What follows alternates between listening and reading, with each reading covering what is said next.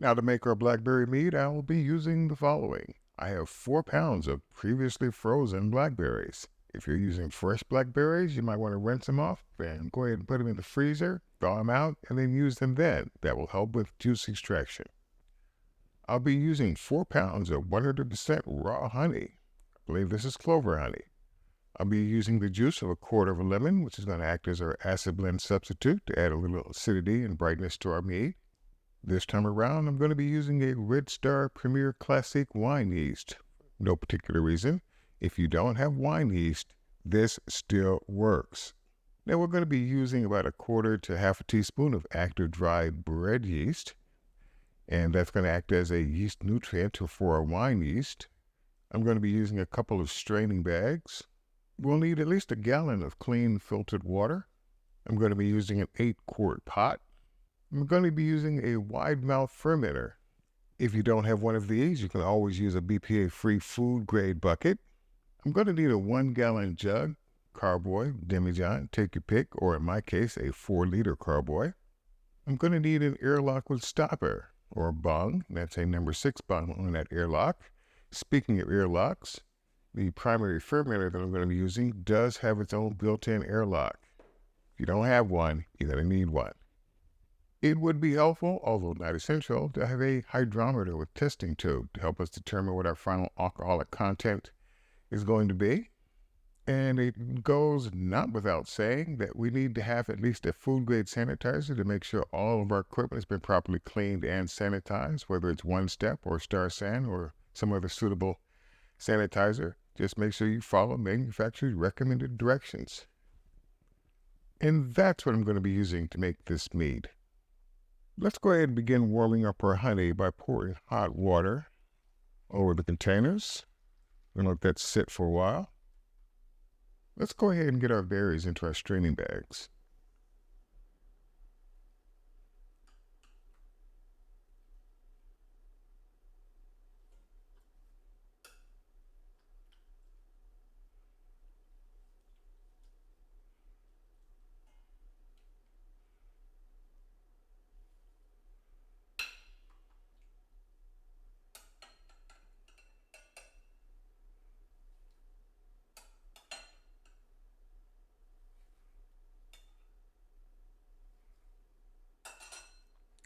And let's go ahead and tie this off.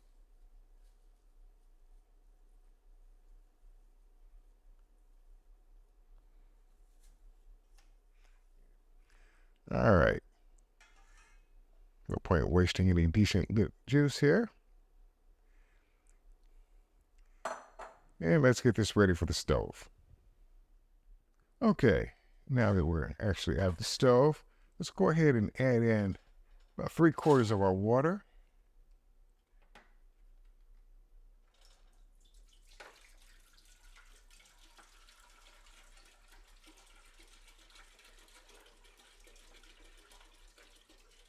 No need to be precise, because we'll probably end up using all of it at some point.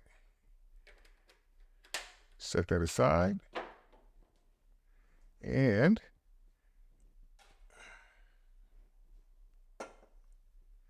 let's go ahead and put our lid back on. And let's bring this up to a boil.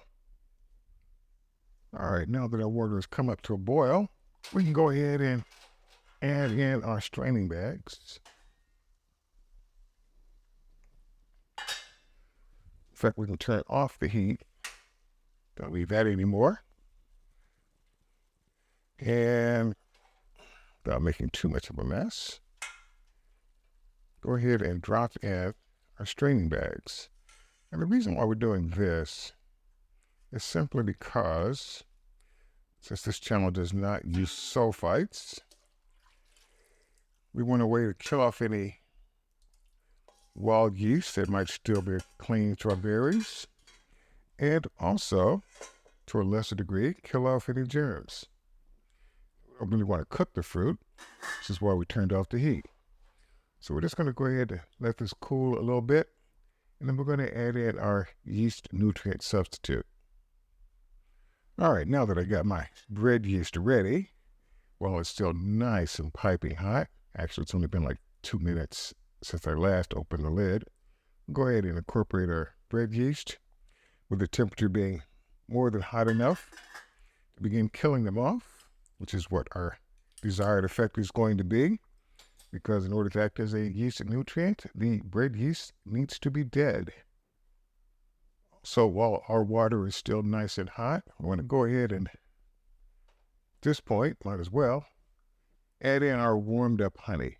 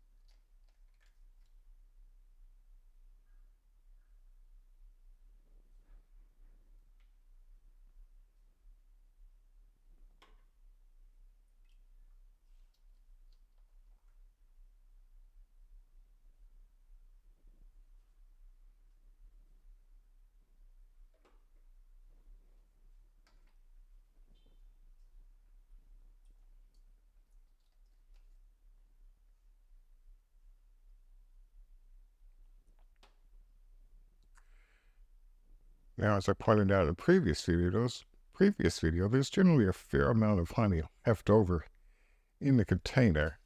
So we're going to go ahead and see if we can incorporate or extract, liberate, free, take your pick, as much of that honey that we paid for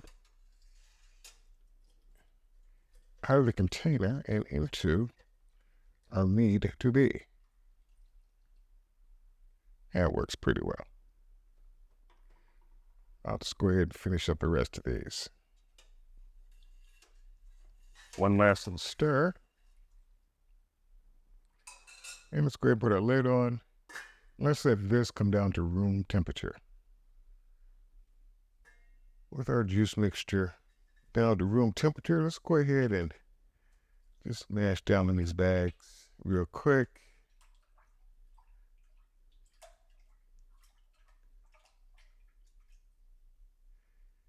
And let's get ready.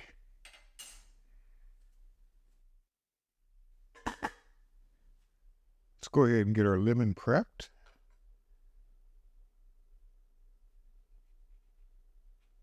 All we need is just a quarter of a lemon.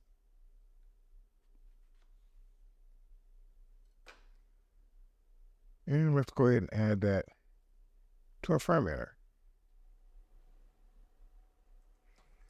Using a strainer so that we don't get any seeds in there that we don't need. It might cause bitterness during the fermentation process.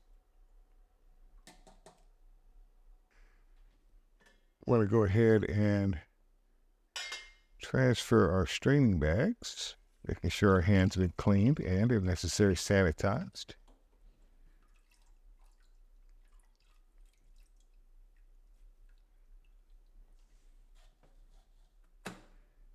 Now you see the need for a wide mouth fermenter.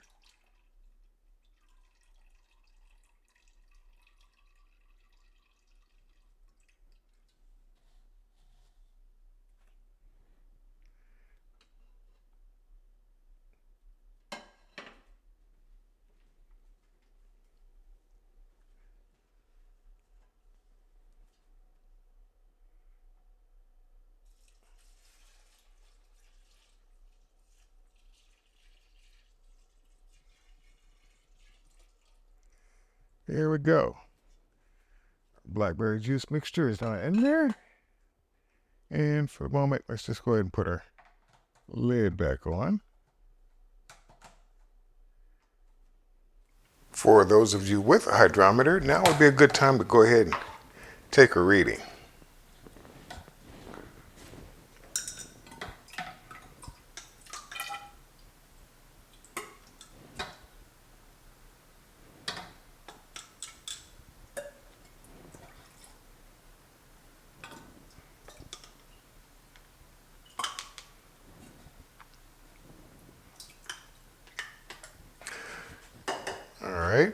Also, as I pointed out in a previous video, this is a dedicated wine thief. This has not been used to baste any turkeys.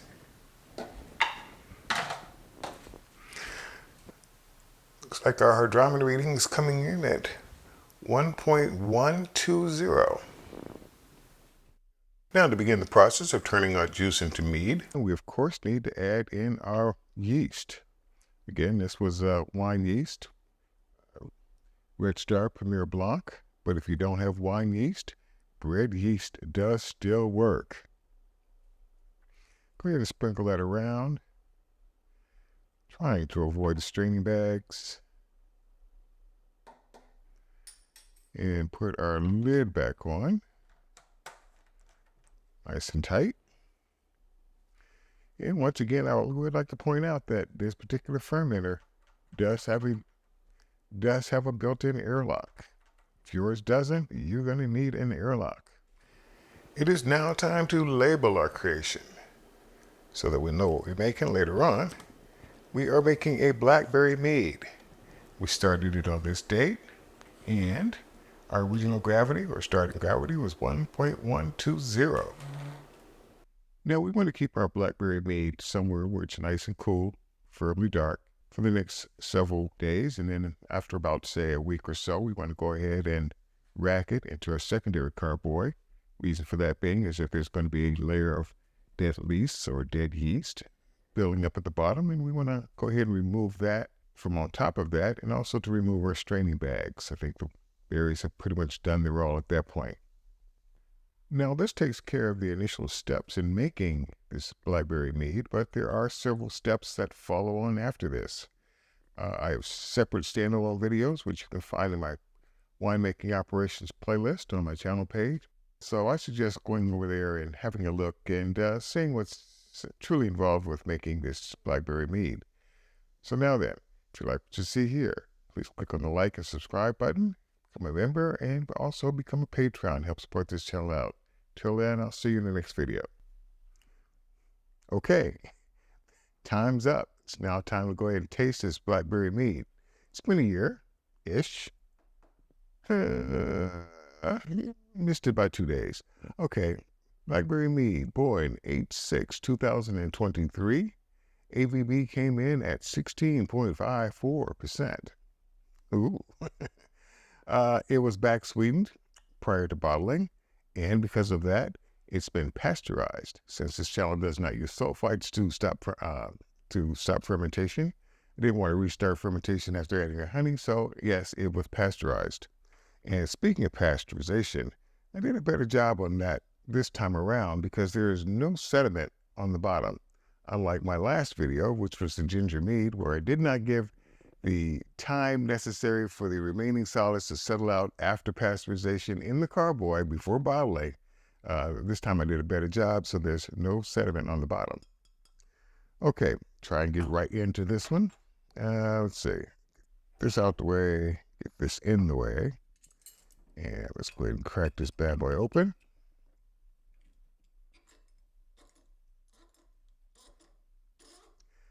At some point, I am going to get another waiter's key corkscrew. But since this one does the job so easily, no great rush on that. All right.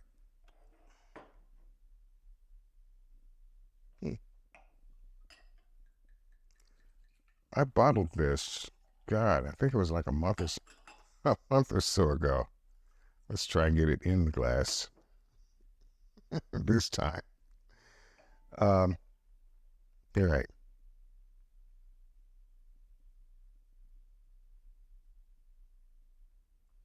Now, of course, I'm not a wine connoisseur, so by smelling it, basically, from my point of view, I'm just trying to determine whether or not it smells drinkable. Okay, and it's not going to do me in from the smell alone.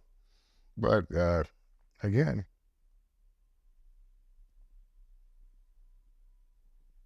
you can smell the blackberries, and you can definitely smell that alcohol. I say that a lot in most of my videos because it's usually true, but it's 16.54%. Yeah, you can smell it, but can you taste it?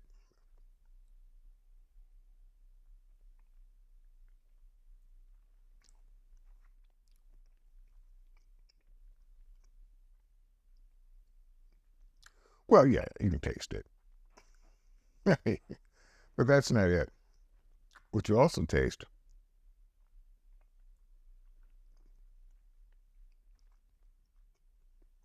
yeah, the blackberry taste does come through. Even though I should have measured it after I back sweetened it. Even though it's been back sweetened, it has a certain dryness to it. Um,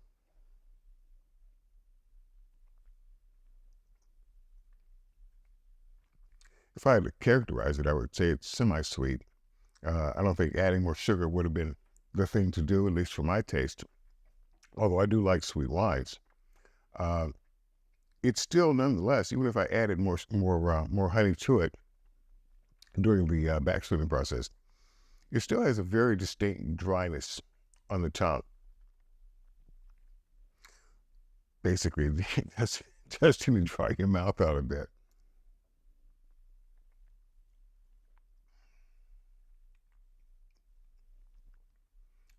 Apart from that, it's good.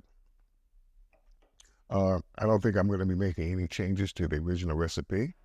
I did use 4 pounds of honey along with 4 pounds of blackberries, fresh blackberries.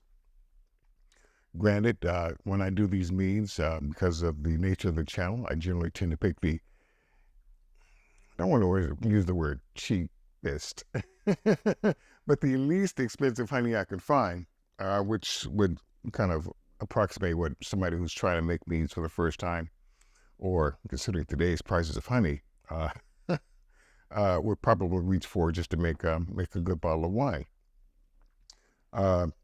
Again, like with most things, the quality of your final product is pretty much dependent on the quality of the ingredients you put into it.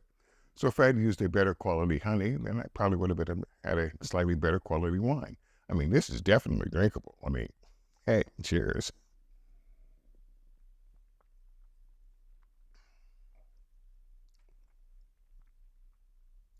Really.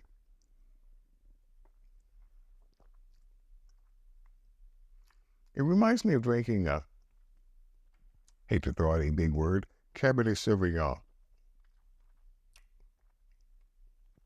Yep, it does. Am I pleased with the results of this one? Yes. Would I be making it again? Well, blackberry wines have already been a mainstay of my make again, one of our make again wines. Blackberry Mead, I can see that being a definite step up. I would make this again.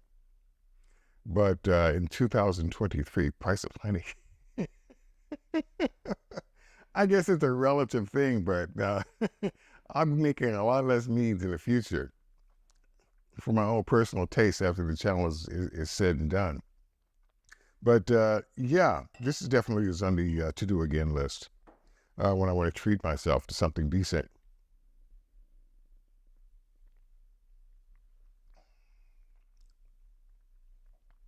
Yep.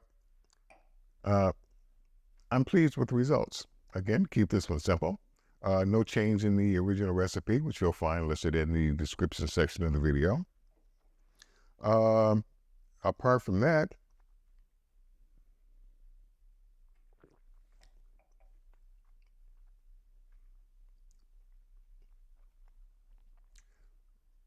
thought about reducing the acidity just a touch, but I really can't see any changes. No, apart from that, I'm happy with it. So there you go, Blackberry Mead. Like what you see here, please click on that subscribe button, even though the channel only has a few more months to live. Go for it anyway. And I'll see you in the next video.